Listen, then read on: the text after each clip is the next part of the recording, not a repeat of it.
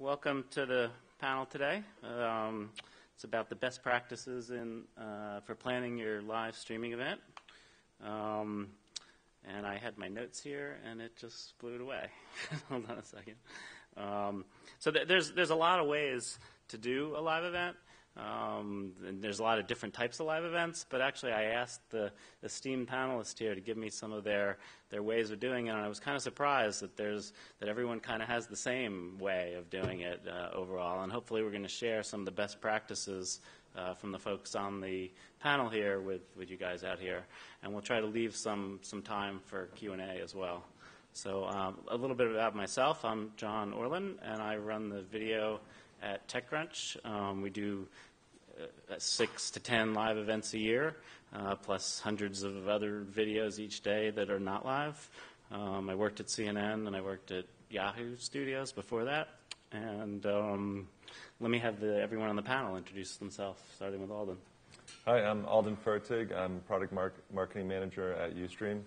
And a little bit about Ustream. We're a live broadcasting platform. We have over 14 million registered users and over 50 million unique viewers per month. And we host content, everything from people in their house with webcams doing sort of personal content up through we redistribute feeds from major networks and people like, for example, Perform Group, who's up here, sports rights holders.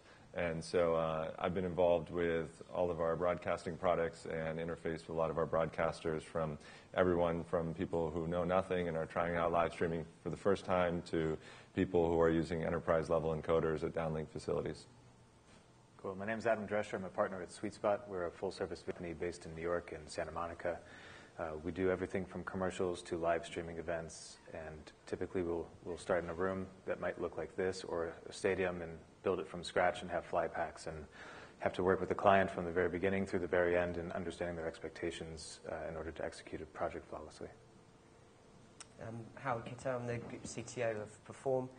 Perform is one of those companies you've probably never heard of, but is in the background of sports content on the internet in a very large number of ways. We run about 300 websites, and we stream 25,000 live events a year. But we have a large number of outlets for that content, ranging from goal.com to pretty much every online bookmaker in the world. Not so big in the US, but a very mainstream activity outside the USA.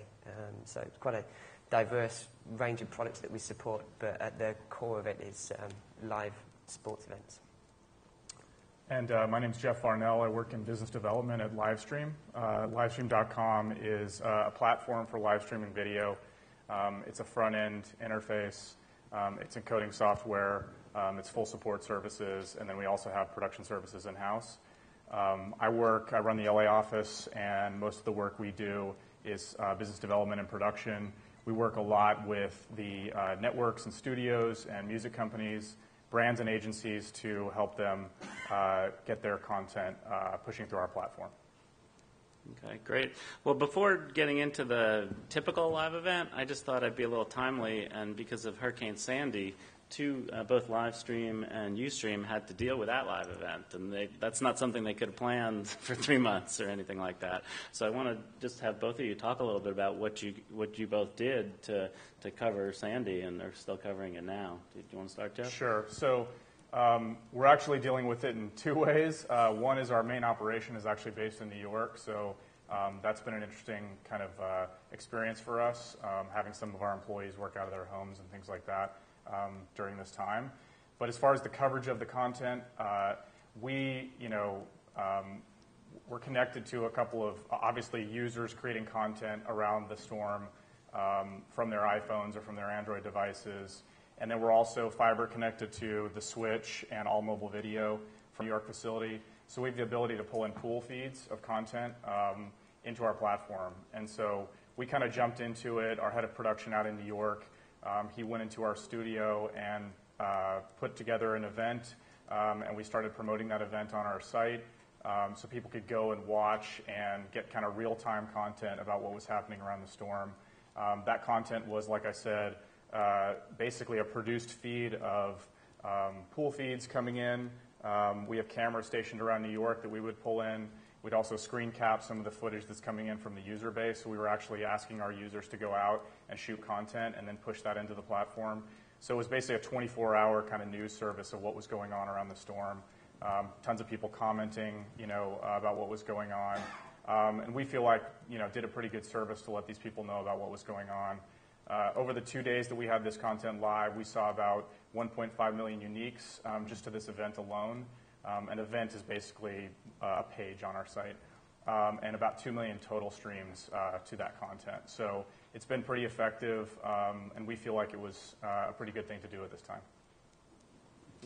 So one of the things that we've seen is really unique about live streaming on the web is that you can combine these professional feeds with citizen journalist feeds. So we've done a lot to foster citizen journalists through our mobile app, and we have an iOS and an Android app, and those have been very popular for people to capture what's happening around them.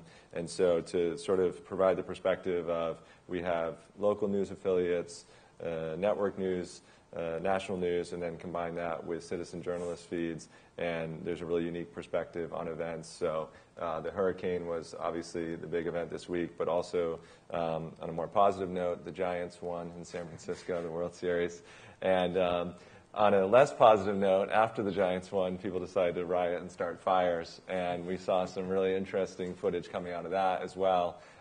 So it was pretty interesting to see sort of the perspective of someone who was right in the middle of the fray, sort of they had their phone on and then watch as it turns from a sort of peaceful celebration maybe into a wild bonfire, and then people start wrecking buses and turning over cars. So it's really interesting to see kind of what, people empowered with streaming tools such as cell phones, now can bring a new perspective. Mm-hmm.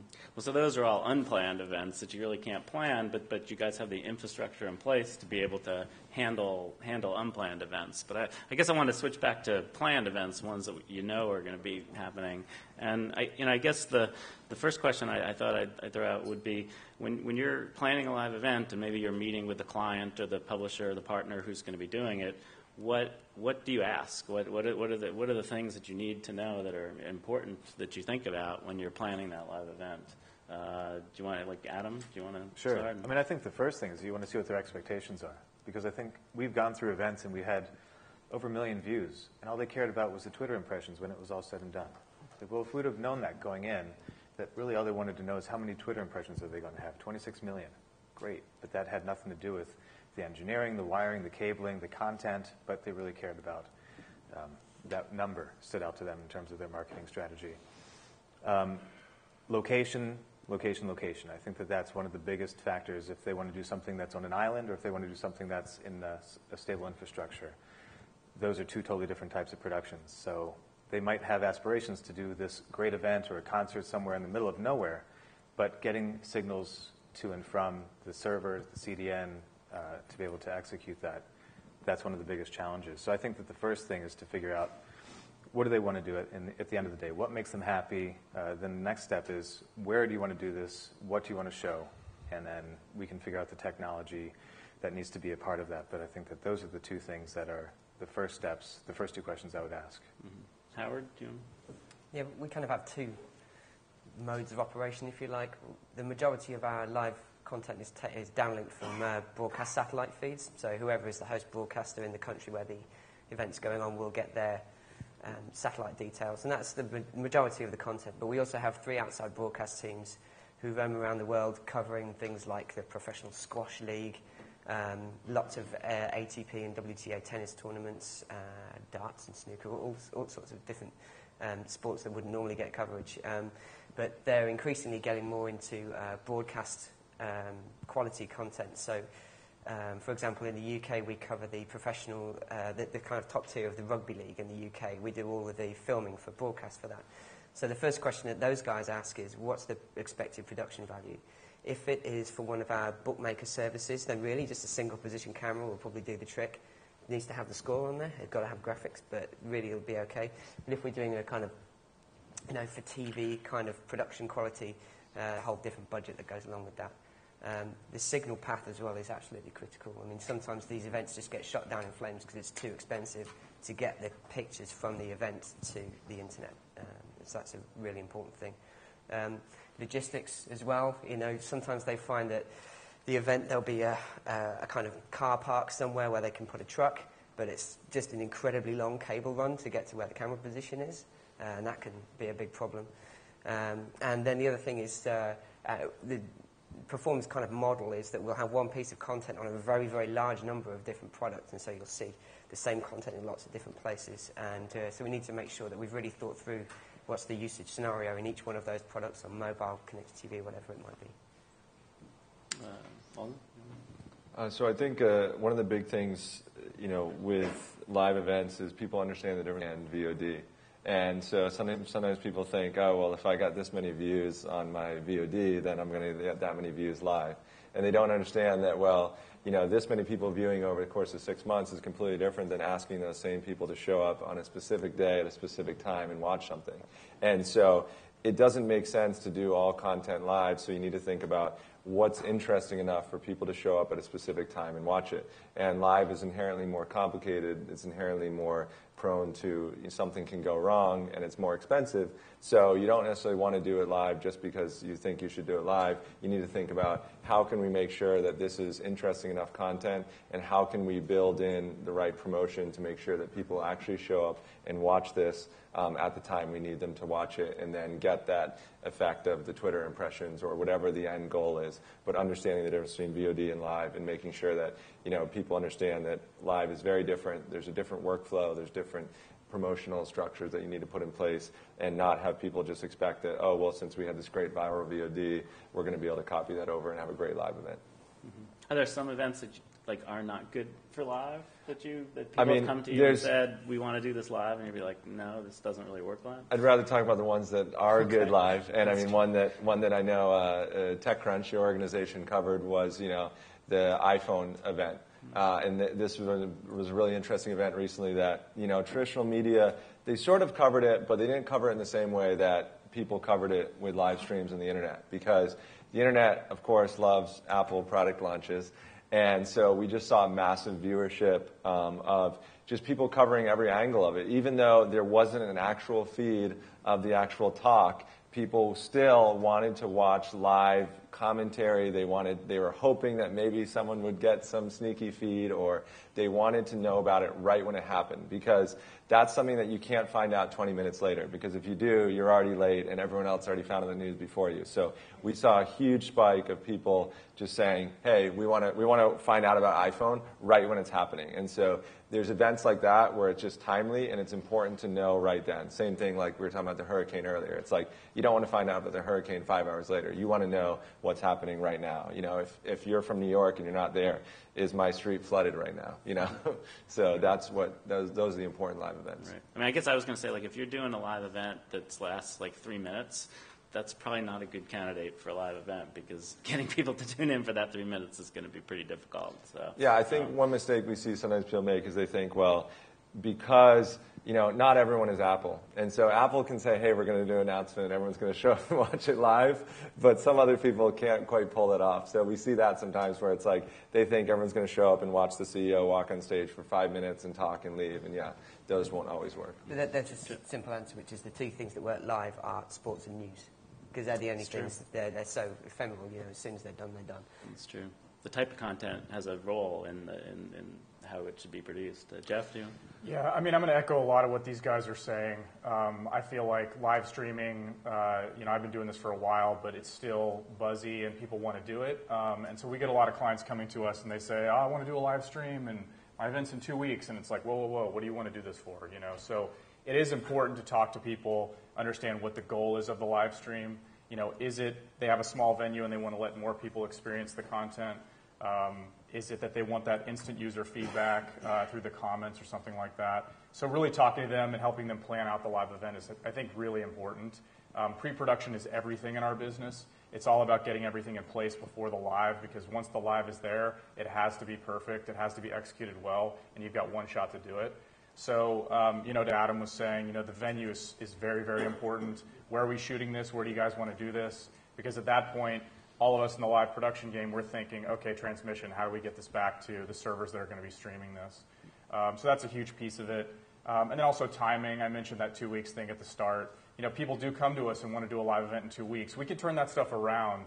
But as a live event producer, you want to give yourselves 2 to 4 weeks to really plan this thing out, get everything in place. Like Alden talked about, get a promotion plan in place so that their expectations are met with everything they're doing. I'll tell you one thing we're doing on Livestream that I think is pretty interesting is we've gone to event pages now as opposed to channel pages. And these pages allow you to do live video, but also live blogs. You can add photos and text and links and other things on these pages. So it kind of extends the life of the campaign a little bit for some of these live event companies or these people who want to do live content. So you can actually add photos and things like that leading up to the live content. So those are some cool things that you can do to actually extend what these people are trying to do on our platform. And I think that's really important because it is a difficult task to get everybody to come watch something for an hour at the same time. So I'm going to add one thing to that. The other thing I think that works with that is fashion. I know that Livestream has a lot, it's a big part of the platform. But we've seen that, it was Gucci, for instance, that they wound up not having to fly in executives from Milan and being able to add more cameras for the production value to a stream to be able to have a private channel for them to be able to have Italy watch it, have it broadcast at noon in New York so they could watch it at 6 o'clock in Milan and go home. It's 10, 15 minutes and they're done. So it was actually a way to be able to communicate with a small group of people, not worrying about the numbers, but worrying about specific viewers. And I think that that's also another thing that can be really effective for live I think streaming. fashion shows are pretty short, too. So maybe They're 10, that 15 that's minutes. an exception. The longest one Yeah. I've ever, half an hour, and it was like 140 miles.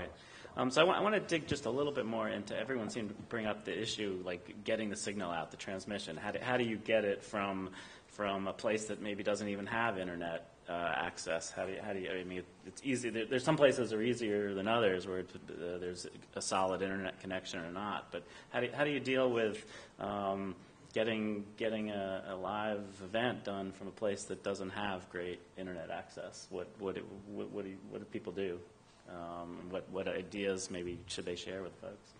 Do you want to say? Yeah, so we have people again using the range from home internet connections all the way through to fiber connections, satellite downlinking, and people that have sort of dedicated bandwidth.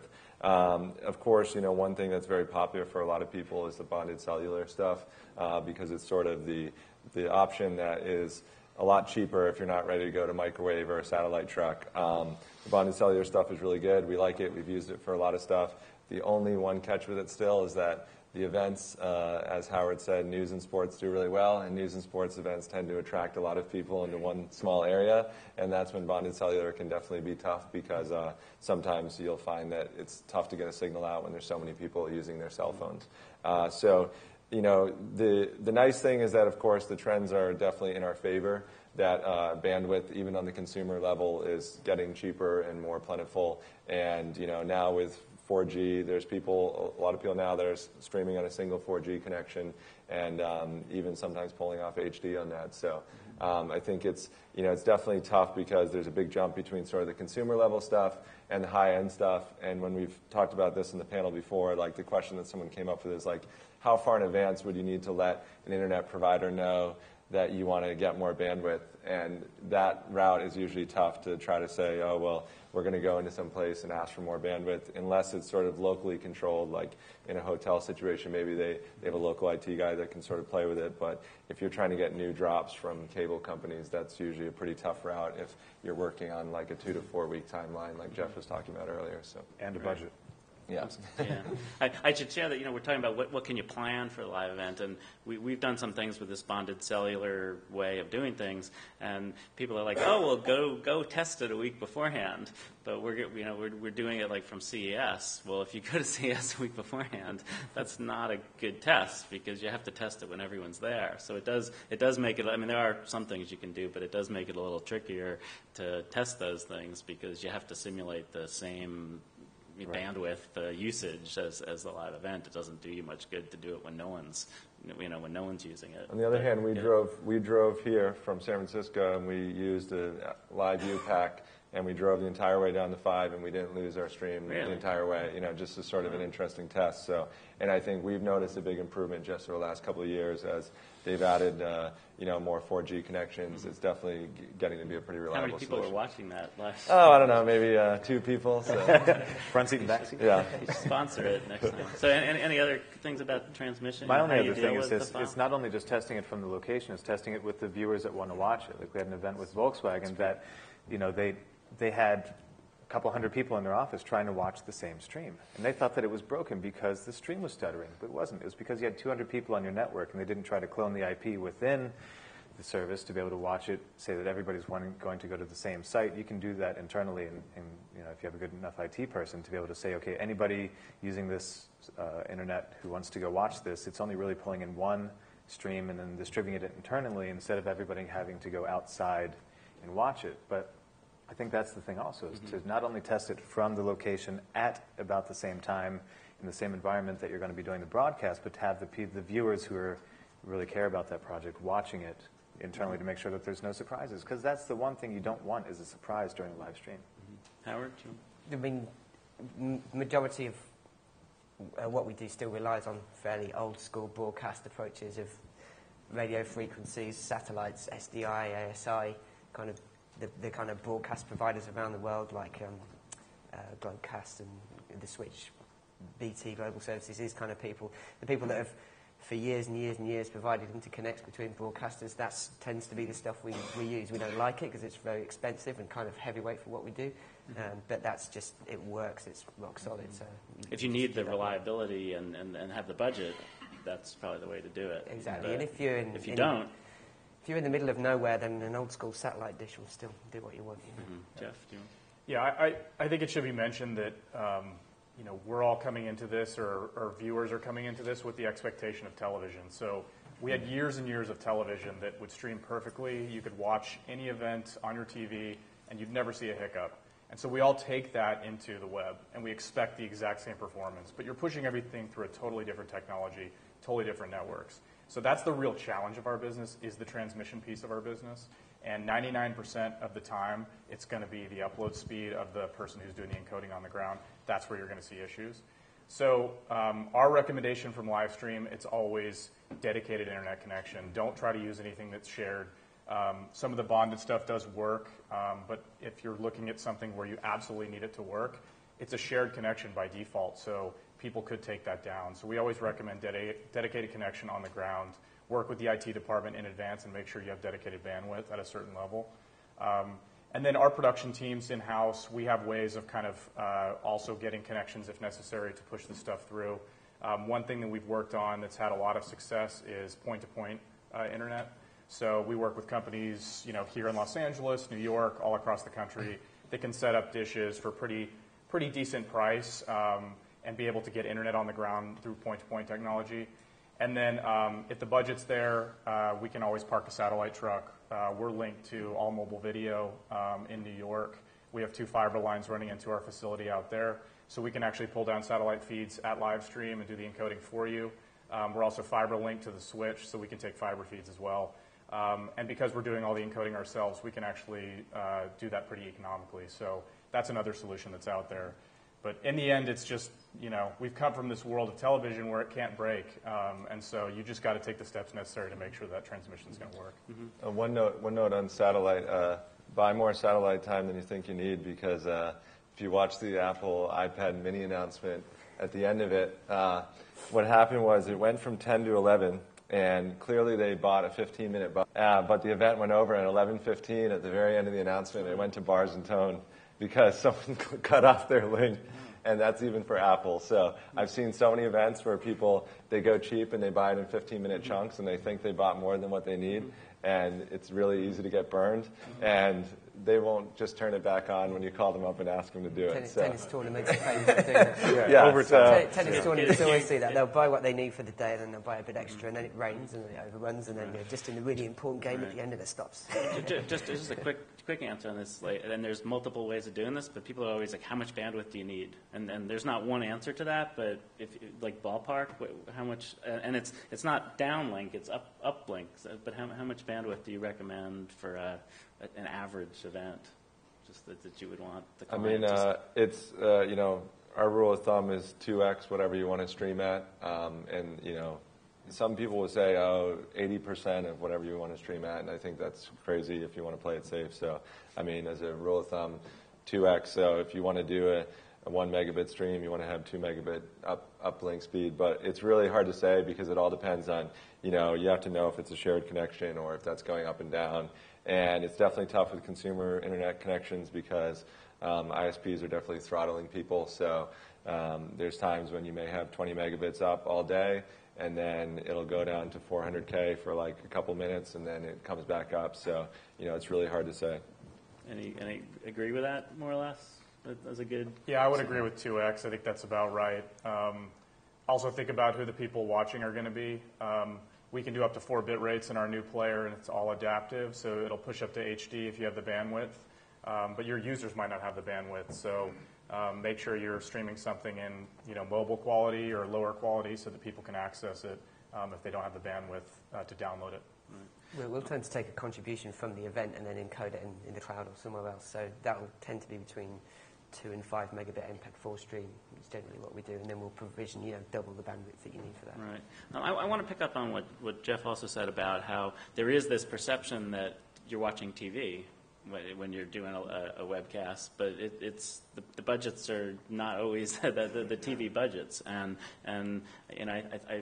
I asked you guys this question of how do you deal with the expectation is when you're watching a webcast that you're watching a TV production with a lot more money usually. So how do you deal with that? I think Adam, you said something like it's more stressful or something doing that. Did you want to describe how you make a webcast look like TV but not maybe using those? I think that the other answer is that you hire professionals, that you make sure that you're not working with somebody that's done it for the first time, because you're going to get burned. They're going to say, "Oh, sorry." You really want to hire the top-notch people, directors, people that are going to be able to help bring on other crew members that would be more of the broadcast quality end. A lot of times we work with a director that, if it's a much bigger event, Ken Cordes, we do a lot of work with him, and he did the Stratos drop in Roswell, New Mexico. He's also doing the Climate Reality Project that's going to be on Ustream that we're producing with Ustream. Somebody like that is a heavy hitter, does a New Year's Eve ball drop, the types of events that you can't do a second take on. So I think that's one of the first things that we do is we hire people that have the industry experience complemented with Sweet Spot's production team, and we have thousands of independent contractors across the U.S. and across the globe. Budget, though, because you're right, nobody wants to pay for a $3 million broadcast. They'd like it to be, lose a 0 or 2. So I think that, again, it goes back to expectations. What do they really want at the end of the day? The good thing is that cameras have gotten cheaper. The good thing is that technology is out there to make it still look like $1 million, but cost far less. I think that's part of the advantage of where we're trying to do this in time in terms of the history of broadcast. The other thing that we've tended to do is to rely on pre-recorded content to be able to roll into a show. So that if you want to have any messaging, and if it's that type of an event, to be able to roll in any videos, to be able to have any kind of graphics on screen, I think those are things that kind of add to the production value beyond just the event and the fact that, okay, you have 3 cameras. What are you going to do with them? Add a 4th. Great, so you only have 4 cameras, but what's the message? What are you really trying to accomplish? And trying to make it look as polished as possible. Mm-hmm. Proper lighting, proper sound, and good graphics go a long way. Mm-hmm. Anyone else want to add to that? Or?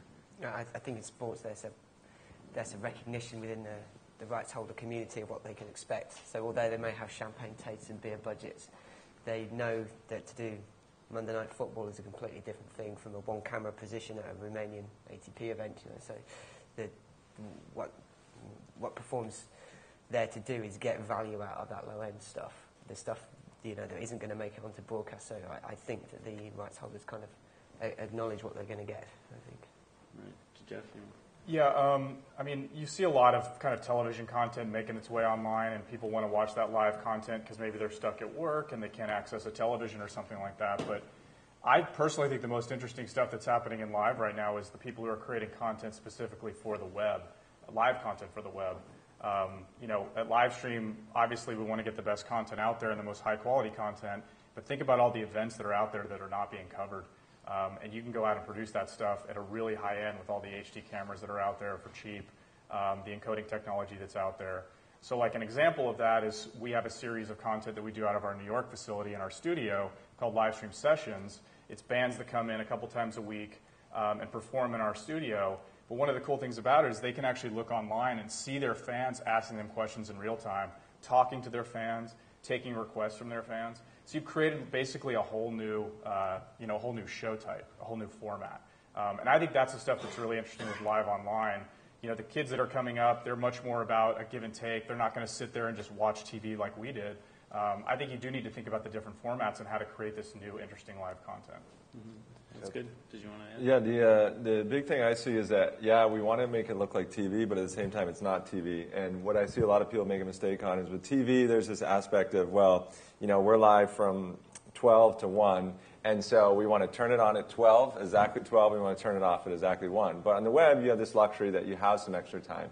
And so you want to actually use that and use it smartly. So one is you actually do want to turn on the live feed early because we found that web viewers are extremely paranoid that it's not going to happen unless they see it half an hour early.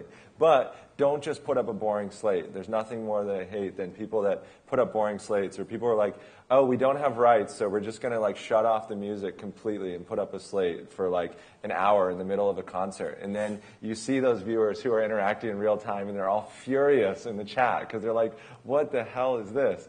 And there's really smart things you can do that don't cost money that just add a little production value. So one thing I'm always trying to encourage people to do is rather than putting up a full screen slate, why don't you put up a wide shot of the venue that's a little bit blurred out? So, even if you don't have rights to stream anything, it's fine. It's just a shot of the audience. Just something that sets the stage and something that lets viewers know that, yes, this is going to be live. It doesn't leave them with this feeling of oh, dear God, I'm going to have to be refreshing the page 1 minute before it goes live, and what if I miss something? And so I think it's using that extra time, like Jeff said before, looking at before and after the event, how can you add some value, whether it's, through non-video content or whether it's just turning the stream on early and just having someone that sort of, can be warming up the crowd. We have this luxury that we don't have on TV, which is we don't have this tight schedule. We can start early, we can end late, and figure out how to use that time smartly.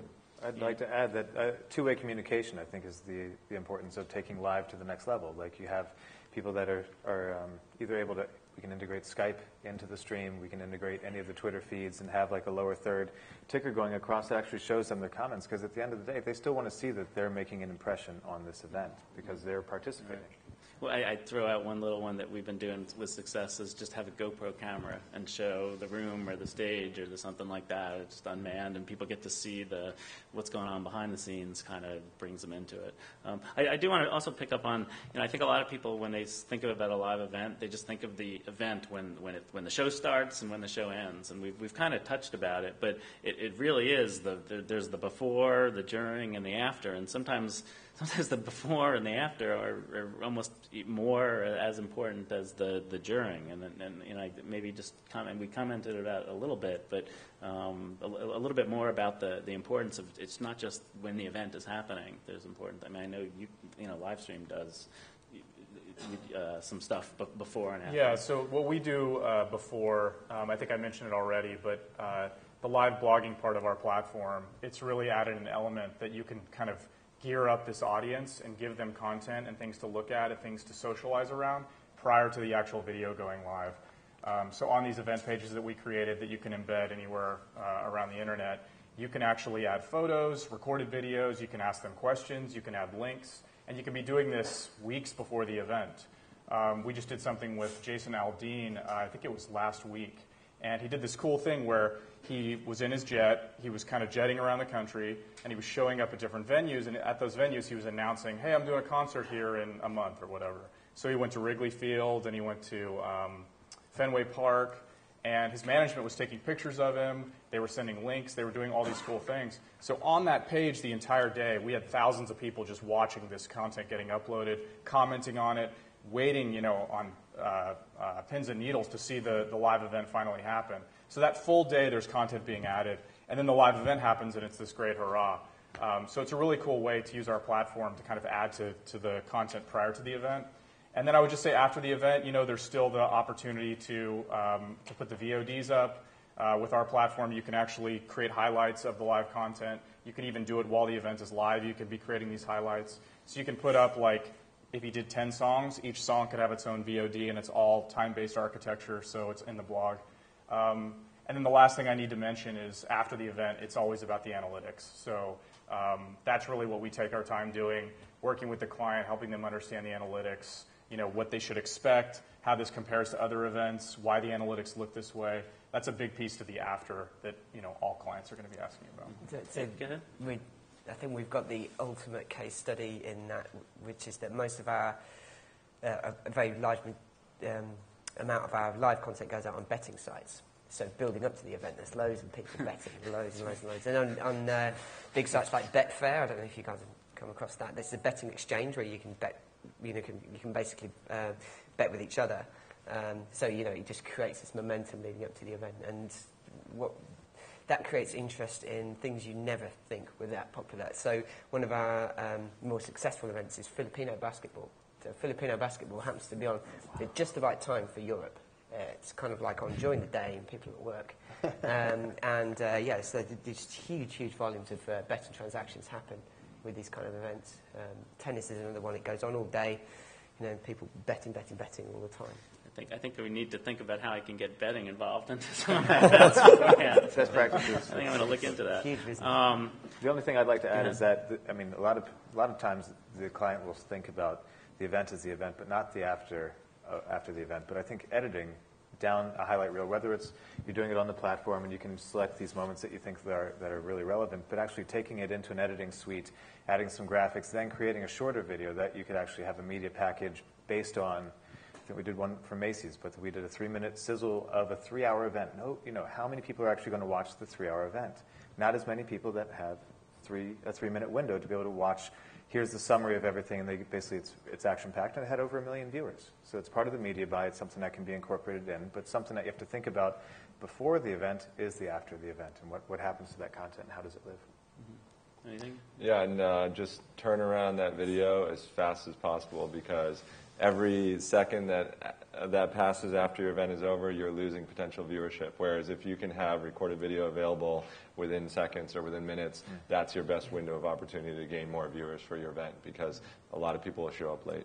No, that's a huge focus for when we're talking about logistics and planning for live events as well, is in the sports context. So, well, I know obviously is we've got to cut those highlights. We voice them in up to 15 languages, and they've just got to be out straight away across like loads and loads of products. And so that adds a lot of complication and cost and logistical. The logistics part of the exercise is making sure that we can do that quickly. Mm-hmm. If people have tweeted out a link that shows where your player is while the event is on, and the live event is in the player, it works fine during the event, but that tweet is still going to be out there, and people are still going to be kind of coming onto your webpage after the event that don't know the event's over, and you want to give them something. So we have a little bit of time left. I open it up to some questions. If I also have some videos that these guys have done, I could do that. But let me first try some questions. Go ahead. I think there's a microphone, but if you speak loud, he's coming around. Just when you talk about satellite uplink, you seem to refer to trucks. Have any of you experimented with the portable satellites? They seem to be getting smaller and smaller for these portable satellite uplinks for at least one camera, and I'm just wondering, have you been able to use the smaller satellite uplinks with any success? That's the majority of what our crews use. They just pack in. They have a bunch of flight cases that are shipped around the world all the time. There's like 1.2, 1.5 meter dishes, and that's the majority of what we use. Now, is that a one-camera operation when you're using that? For the most part. Sometimes they'll do 2 or 3, but for the most part, they'll just do that way. Mm-hmm. Anyone else over there? I'd like to know more about the user experience on the transmissions, like waiting room widgets that you can keep the audience high before the event starts, and while the event is going on. What kind of widgets we can surround our transmissions, like inside the player or surrounding the player? What's the best options? Bet now. Does anyone want to? Yeah. The big thing that we added on our platform a while ago, and it's always been very popular, is we have a module we call the Social Stream, which is a combined chat, but it's also a Twitter and Facebook integration all in one. And so what it does is it allows you to pull in or send out tweets with a specific hashtag or username. And Twitter is very universal at this point, and it's a great way that they can just say on camera a lot, hey, tweet at such username or tweet with this hashtag, and it'll pull in all those tweets, and then people can comment in the stream. The other thing, too, is I can't stress enough, adding some element of novelty or contest. It sort of gets to the betting thing. It doesn't have to be betting, but maybe adding something that there's some other aspect that people have an incentive to participate. So it could just be a contest, they win something, or it's some sort of participatory element so that the audience feels like, they have some sort of stake in the game, maybe a literal stake or, just something more lighthearted. So, did that answer? Yeah, go ahead. Yeah, I wanted to know, what is your take on simulated live events? For instance, a simulated concert, possibly. Do you have any take on that? So the question about a simulated live event, like if it really happens, but but it shows up at a later time, like it's live. Yeah, somewhat similar to, I guess, a TV program has a premiere, but obviously it's not live. But taking that to the internet realm and having a simulated live event. Okay. We do a few of those. Where we'll have like Fox Soccer to Go, one of the products that we run. Some of the matches happen in an inconvenient time zone, so we'll do a full match replay at a more convenient time. So it's like not live but pretends to be kind of thing. Is that the kind of thing you mean? Yeah. In that context, because no one wants to get up at 3 o'clock in the morning and watch the match, but so we'll play it out as live but at a different time. I think our preference is always live content, just so that we preserve what our brand is telling people. But people use the platform for different reasons, and I think if it's the first time the content is being seen, you're kind of still preserving that. So a TV broadcast, we have TV broadcasters who will broadcast their episode online through us while it's playing on television at the exact same time. And so it's the first initial broadcast. And I think that if you have a good social experience around it, so we have social experience, you can log in, comment, do all these things around it. If that's there, then the users or the viewers, they still feel like it's a really good experience because they're able to socialize around the content that's on the screen. I think we got one or two more. There was someone over here. Eddie, did you? Okay. Sure.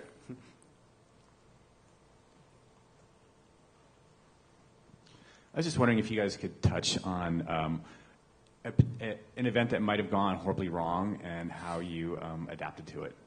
That's a good question. Case study, maybe. Good question. Silence. Everything's no, going I'll great. jump in. It happens. It happens. Some of the time, things can go wrong in the production workflow. Things can go wrong. Audio, video, whatever it may be. But like I said, kind of sometime during this panel, it's usually the internet. So we do everything we can in pre-planning. We know our gear. We know our production people. We work with the best freelancers out there. So when we go and produce something, we know that piece of it, for the most part, is always going to work. But you're still working with an IT department or you're working with a local connection that can go wrong. So just recently we had a concert. We'd worked in this venue many, many times before. We'd worked on that same connection before. We'd worked with that IT person before. We had that dedicated line ready to go. We were testing on it 3 hours prior to the event for straight 3 hours of streaming. Then right before it just goes down. And nobody knows what's going to happen. So at that time, you've got to let the fans know what's going on. So you tell them, you talk to the client, what are we going to do? Client tell the fans we'll rebroadcast it tomorrow. So we just made that call. Made sense to us at the time. We recorded the content. We always record the content back up, full HD. And then we go into our studio the next day and we rebroadcast it out to the audience. So that goes to your point about rebroadcasting. In that particular instance, the fans knew it was coming. They all came back. They watched it again. It was a great experience. So it's just about how you deal with the situation when something goes wrong. One I can think of was we were doing an event with American Idol. American Idol was doing a press release, I think, announcing that they were switching out a judge or something. I think it was when Steven Tyler was coming on or something. And the entire building that they were going to do it in lost power, like 20 minutes before the event was supposed to go live. And the guy who was producing on the ground, he actually had a live view pack with him. And so the power came back on, the lights came back on, but the internet line it took a while to restart all the routers and all that. So luckily, since he had this backup solution, it was a great way that he still was able to get the stream out on extremely short notice. So it pays to definitely have some backups because we've seen some events where that comes in handy. I'd like to ask Howard that question because of the betting world. What goes on if it doesn't work, and how that? Well, yeah, I mean, kind of things that can go wrong. There's just some whole manner of logistical things. The stupid stuff like where the host broadcaster will just like shuffle the audio tracks so the wrong audio comes out. That gets people really mad. Everything, power failures, weather, all these kind of things affect it enormously. And then our poor camera crews, when they're out there in the wild, all manner of things can go wrong from them just being sick. Or I would say that you want feedback from your users or viewers and through the Twitter. If people are saying it's down, it's not working, that's good to know. But at the same time, I'd say if like one person is saying it's not working, you may want to think that might just be that one person's Flash player isn't working or something like that. Having it broken for one person may not mean that the whole stream is down. So you got to take it with a little caution if it's a problem. I want to echo Alden's point, but a backup plan is important. Not only backup internet, but we've gone into situations where we've already checked to make sure that all the wireless frequencies are clear, and then somebody shows up and flips on a mic, and all of a sudden you have no audio. So you want to make sure that, okay, so then you go hardline. And I would say that no matter what you're doing wirelessly, you need to make sure that you're backed up with a hardline for whether it's for video, for audio, always internet. You always want to be on a hardline, never want to be on Wi-Fi. But a backup plan is always something that makes sure that your product will be a success. Right. And I think I have just one more. And did you have something? Go ahead. Yeah, I have a similar kind of question. The mic? Several clients, especially in the big budgets, they're asking about insurance. You want a lot of money. How you protect those money in case of something going wrong? I wonder if there is any practices with that. I can jump in. There's production insurance that you can buy. It's the same thing that if you're on a feature film and your film is exposed, or you're on a commercial shoot and something happens to the camera, or your actor gets sick or something like that. So you can buy production insurance that ensures that the project will be reimbursed. But the question that you really have to ask, though, it might be a $5,000 production, but maybe they have $1 million on the media side. You never know what they're trying to insure against. So as long as you can find somebody to pick that up on the broker side to say, okay, great, we'll take that insurance policy. It'll cost you $25,000 for this one event, and this is what we're going to do to guarantee you. Like, what's the limit? What are you trying to insure, essentially? Okay, well, I think that's we're out of time, but I want to thank everyone for being up on the panel, and I hope you guys learned a bit about planning your next live event. Thank you.